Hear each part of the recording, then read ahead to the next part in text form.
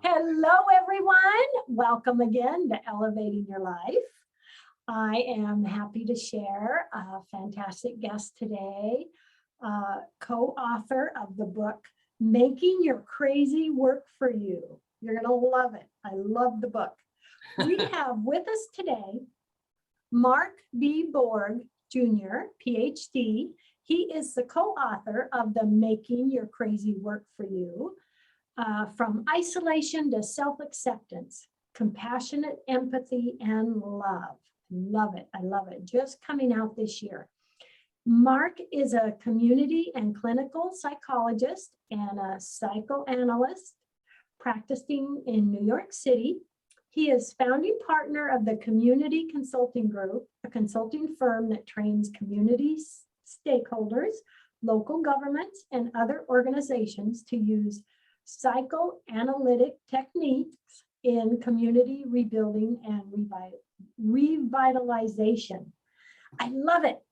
A supervisor of psychotherapy at the William Alanson White Institute and has written extensively about the intersection of psychoanalysis and community crisis intervention, and published multiple articles and book chapters. And hopefully I said those words all correctly. Yay. Cowabunga, yeah. Yay. Woo, that's a mouthful. Yes, so happy to be here. I am so happy to be here. Oh, Thank you for having me. You're awesome. Your book's awesome. So please share a bit more of your background, if you'd like, with the audience, and kind of what brought you into, with your associates creating this book. Okay, the most important thing I can say is that, I got to a point in my career where I started kind of recognizing this situation. I thought at first that it might be a pathology. Like, I saw all these people that were like compulsively caretaking other people. And yet, as wonderful as you might think that might make one feel, I found that these people were exhausted, they were miserable, they were unhappy. I started calling it human antidepressant, and I started researching and studying, and I got together with these two people, and we started researching and studying and writing. We wrote a paper for a conference that got turned into a chapter in a book called Are You a Human Antidepressant? And I'm like, ooh, this is such a great idea. I think we'll turn it into a book, only to realize that I had actually become a human antidepressant myself. And that the two people that I joined, one of them was sort of using this project to recover from a series of breakups she kept having with the same guy. And the other person turned out to be, I love this person, but he just was having such struggles with substance abuse and addiction. And he just just this project, they were clinging to this project for dear life. And there I was, operating like human antidepressant for these two wounded people, not really realizing I myself was avoiding my own sort of personal crisis. I was going through very difficult time in a marriage. The marriage was falling apart. My career was a little topsy-turvy. I was feeling drained and burned out as a psychoanalyst. And I realized that I was feeling this burnout, this terrible exhaustion, for an important, crucial reason that I discovered when I read this paper by a guy named Harold Searles. And the paper was called The Patient as Therapist to His Analyst.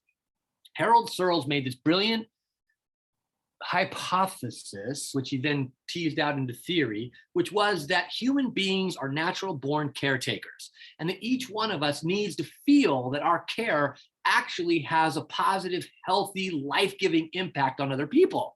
And I'm like, holy moly, that's what I've been doing. I've been caretaking like this. I've been caretaking so powerfully, it was such a manic sort of pressure, like a fire hose, that didn't allow any of the care that other people in my life had to offer in. And I started thinking, wow, this human antidepressant thing, it's all about compulsive caretaking, but it's doing so in a way that disallows other people from caretaking me. So of course, this first human antidepressant thing wiped out because I was sort of using the project myself, caretaking these other, people who were really wounded, avoiding my own. And then I joined, after that wiped out, I still thought I had like a kernel of an idea. So I got together with Grant Brenner, Dr. Grant Brenner, the co-author, and Danny Barry. And we started looking at this, but instead of looking at it as a pathology that we were doing to someone that I'm compulsively caretaking, we started looking at it more like a dynamic.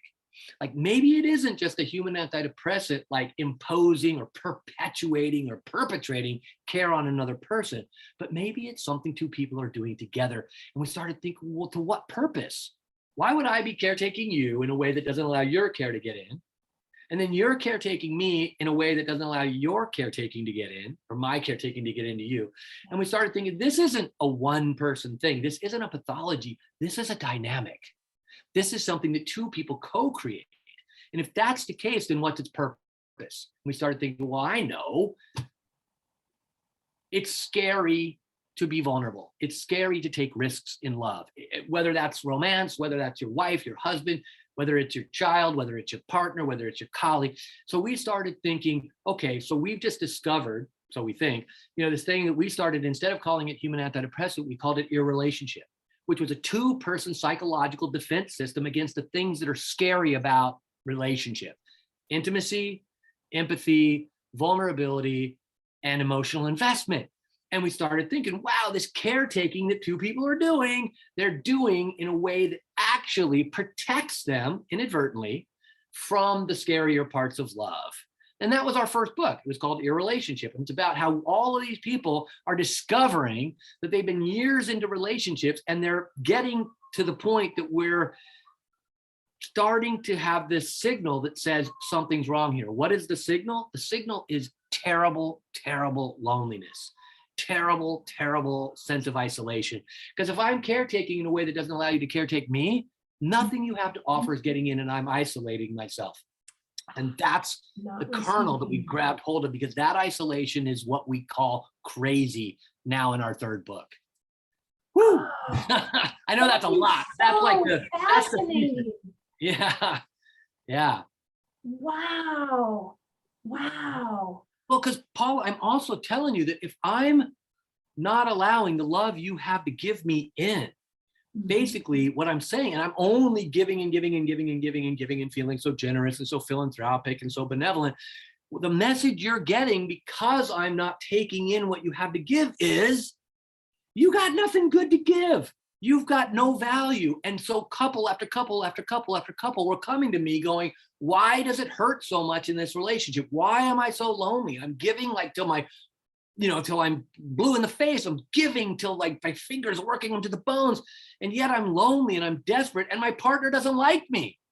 No, they don't like you because you're inadvertently sending the message that they suck. And would you say that we can do this type of behavior? We can have this and not even realize we're doing it? Oh, yes, because the nature, that's the most wonderful question you could possibly ask me, because the very nature of psychological defense is that the behavior becomes the expression of the intolerable emotion, meaning that, so for instance, the word acting out means that my behavior expresses emotion that is intolerable, meaning that the behavior allows the emotion to bypass awareness.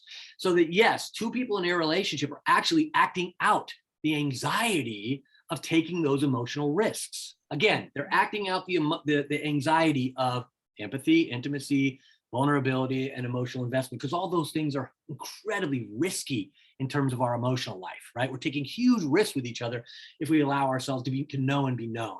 So yeah, the acting out, which irrelationship is basically a two-person acting out of the anxieties of the risks of love, for instance. So it's really tricky, because the third book is a response to many readers of our first book, which is Irrelationship, our second book, which is Relationship Sanity, and our blogs. We have two on Psychology Today, Irrelationship and Relationship Sanity.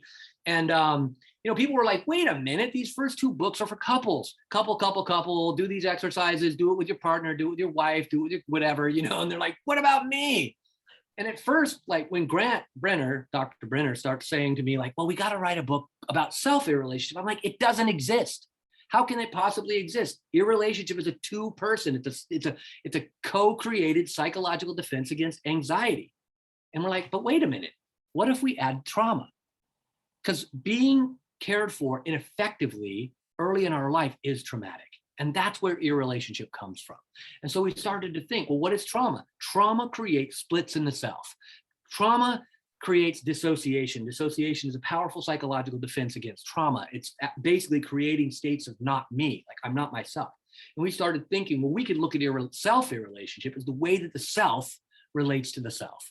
The way that we split off parts of ourself that are intolerable to us based on interaction we had with caregivers that weren't exactly caring for us. Yeah. So it's like serious research. We've been like grinding at things. And we started this project in 2010. Wow. Yeah. Well, in a way, what I'm kind of seeing is we kind of put ourselves in a little bit of a cage. That's right. A globe. Well, that's true. Not letting it in. That's true. But I will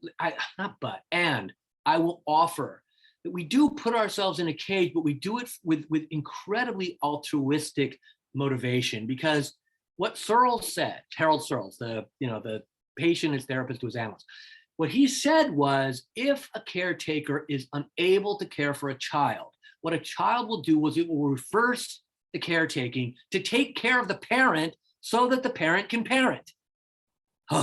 Right? So the kid at 0 starts to recognize, whoa, I'm not getting that first form of love that I need from my parent, the first form of love being attention. Mm-hmm. So if I'm not getting that, I will immediately start coming up with routines as I develop that will turn the tables and allow me to care for my caretaker, my mother, my father, whomever, in a way that they will be at least minimally able to care for me. Because if my parent, which is also another word for environment when you're young, can't take care of me, I'm dead.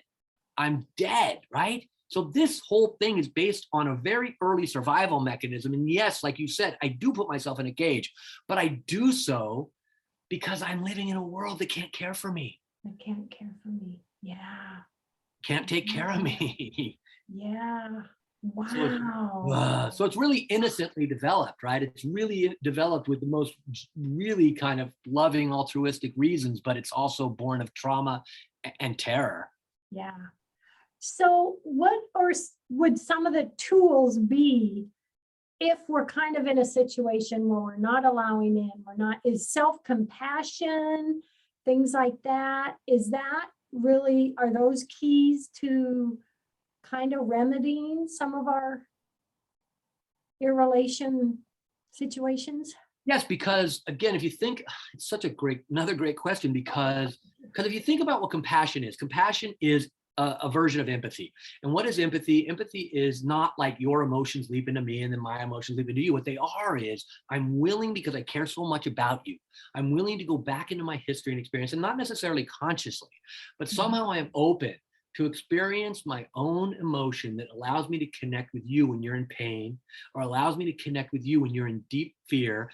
And so in doing so, I'm offering an unbelievably powerful attempt at breaking free of irrelationship, because with empathy is the opposite of irrelationship. Irrelationship is, I'm giving to you in a single one-directional way that doesn't allow you to care for me. Empathy is, we are in a reciprocal caretaking, caregiving moment or experience. So what we're asking now the reader to do, especially the reader who's now reading about self-relationship, to think about ways in which we can empathize with those lost parts of ourselves, those parts that were dissociated because it was so scary to not be taken care of.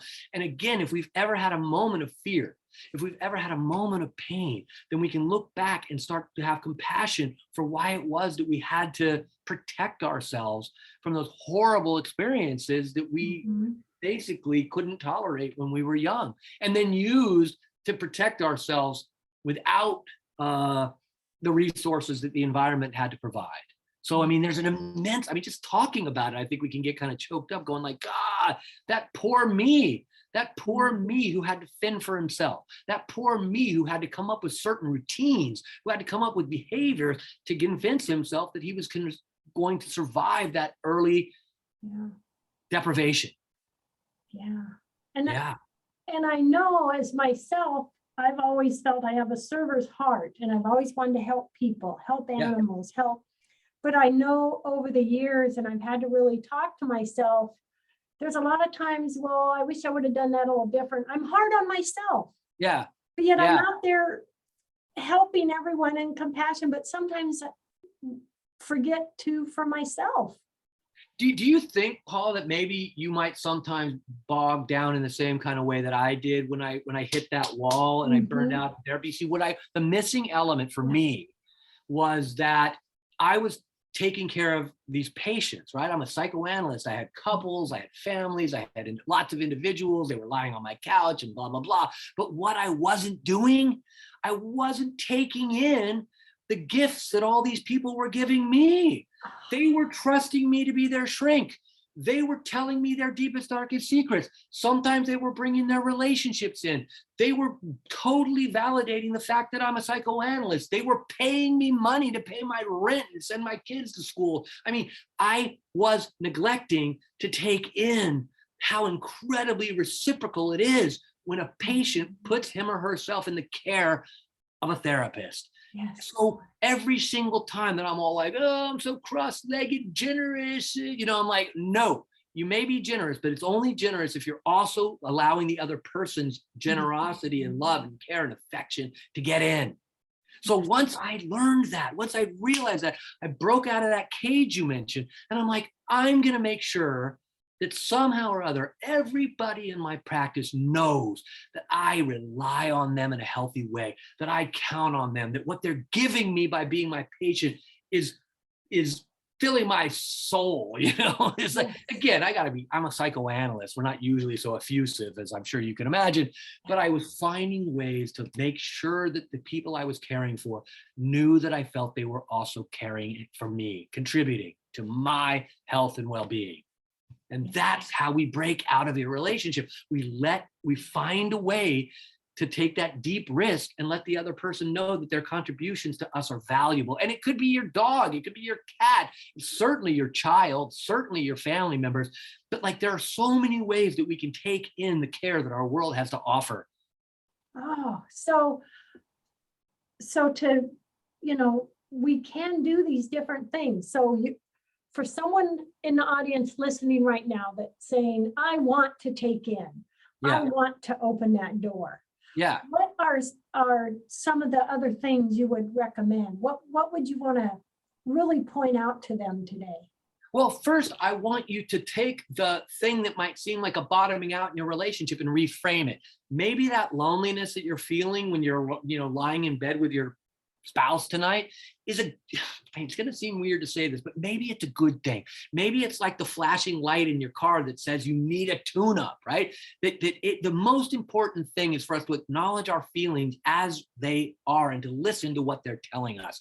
And if our feelings are saying that I'm lonely, listen to that. Let's not try to medicate it. Let's not take a drink of whiskey. Let's not take a hit of whatever. I mean, let's not go act out. Let's not work 24 hours today. Let's try to listen to what that emotion is telling us. Because if it's saying you're lonely and you've been in a relationship with this person for 25 years, there's a reason for that. And there is a solution. You can turn to that person. I worked with a couple today that have been working on this stuff for a couple of years. And the guy told me today, I hadn't seen him since before the holidays. And he said, Mark, he goes, you wouldn't believe it. He goes, I've been waking up in the morning, like really knowing that the thing that I needed from my wife was to have what we now call snuggle time. I'm like, snuggle time? What are you talking about, snuggle time? This is a guy, when I met him 2 years ago, he was drinking, he was working himself to death. He's a stockbroker. He was never coming home. For that guy, he was in terrible relationship. He was also a performer at work, going, how come my wife is mad at me? How come my kids don't talk to me? I'm sending home zillions of dollars. I've got them set up with a summer home in the Hamptons. What's the problem here? They've got the pedigree dog and the best schools in New York and blah, blah, blah. I'm like, dude, stop being so selfish. What do you mean selfish? I'm the most generous person. You're being wildly selfish. You're not letting anybody give anything to you. And you're sending the message, like I told you earlier, that what they have to give sucks. Man, that got him like right in the gut. And I love this guy. I love him and I love her and I love snuggle time that they just told me about today. Yeah. But see what I'm saying? It's like if he didn't listen to his loneliness, if he didn't hear that all of his caretaking was actually hitting a wall, then he would still be taking care of himself, because that's what your relationship is really. It's a state of self-sufficiency. It's a state, in 12-step programs actually call it the bone-crushing juggernaut of self-sufficiency because it crushes us, it isolates us. And remember, my book, Making Your Crazy Work for You, crazy is that isolated state.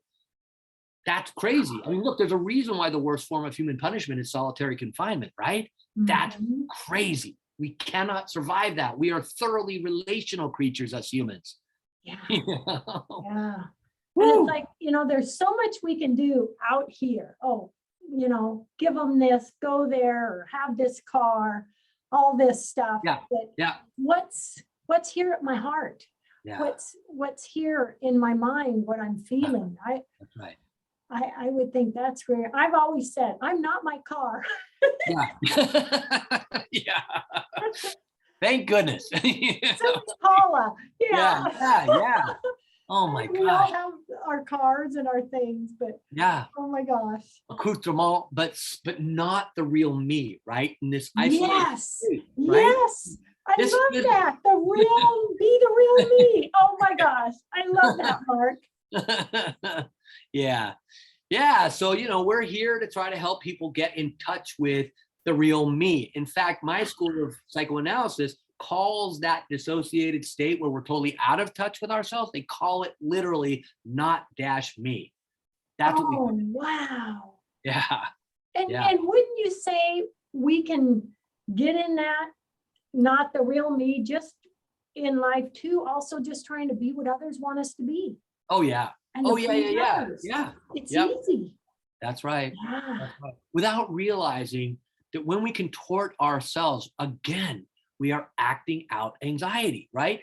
And what is the acting out of anxiety about? I think I always think that those questions that kids ask each other when they're in about pre-K and they're on the kindergarten, they're on the playground and they're at recess and one of them comes up to another one and says, will you be my best friend? Right?